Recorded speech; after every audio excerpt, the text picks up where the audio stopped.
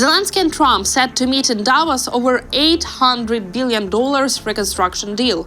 Ukrainian President Volodymyr Zelenskyy and US President Donald Trump are expected to attend the World Economic Forum in Davos, where they are likely to meet and finalize a major deal on Ukraine's reconstruction. According to The Telegraph, the agreement, described as a plan for Ukraine's prosperity, could be worth up to $800 billion.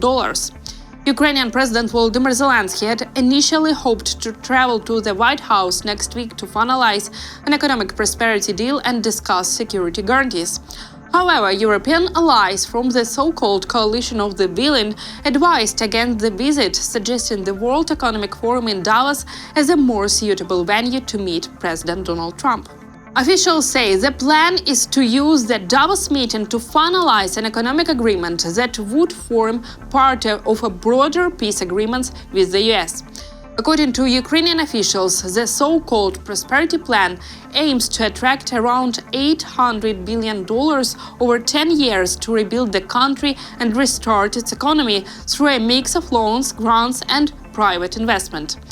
Kyiv hopes that involving Washington in the post-war reconstruction, particularly in projects that may appeal to Trump, will make the US president more inclined to offer firm security guarantees.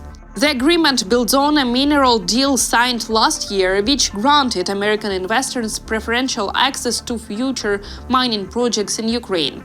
Trump envoy Steve Witkoff has described the deal as a key part of a broader ceasefire package he has been negotiating for several months.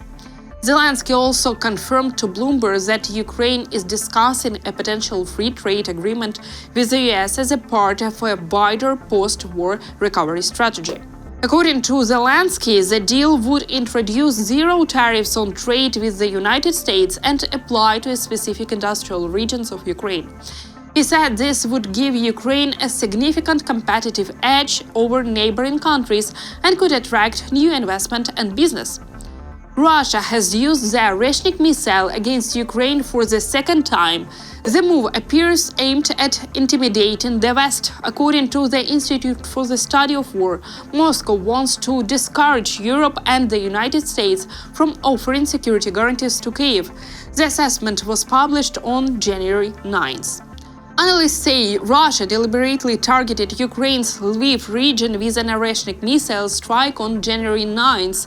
The goal was to demonstrate its capabilities to the West, according to the Institute for the Study of War. Analysts described the attack as a part of Russia's nuclear saber rattling. The message intimidates Western countries and discourages them from deploying troops to Ukraine. The analysts recall that on January 6, the so-called coalition of the willing agreed in Paris to deploy forces after a ceasefire as a part of security guarantees for Ukraine. The Kremlin has repeatedly warned that such guarantees would be unacceptable to Russia. Moscow has also claimed that foreign troops would be legitimate targets. The use of the Oreshnik missile, capable of carrying a nuclear warhead against a target in western Ukraine, was meant as a direct threat to the coalition of the willing. The move appears aimed at deterring any future foreign troops deployment which would likely take place in western parts of the country. The institute also notes that Vladimir Putin first showcased the Oreshnik missile in November 2024, following Ukrainian strikes using Atacms and Storm Shadow missiles. That move, analysts say, also aimed to intimidate the West and curb military support for Ukraine. Meanwhile, Le Monde reports that French President Emmanuel Macron has secured parliamentary backing for a plan to deploy up to 6,000 French troops to Ukraine after a peace agreement is reached. On January 8, a closed-door meeting took place in the Élysée Palace. Participants included ministers, military leaders, parliamentary heads, and party leaders. According to sources, President Macron outlined France's confidential contribution to security guarantees for Ukraine. He stressed that French forces will stay away from the front line. Their role will focus on training and supporting Ukrainian units. Meanwhile, the UK will provide £200 million to prepare British troops for deployment in Ukraine after a ceasefire with Russia, announced Defense Secretary John Healey. Defense Secretary John Healey announced the funding after a one-day visit to Kyiv on Friday.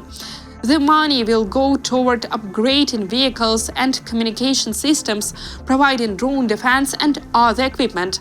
The goal is to ensure British forces are ready for deployment in Ukraine.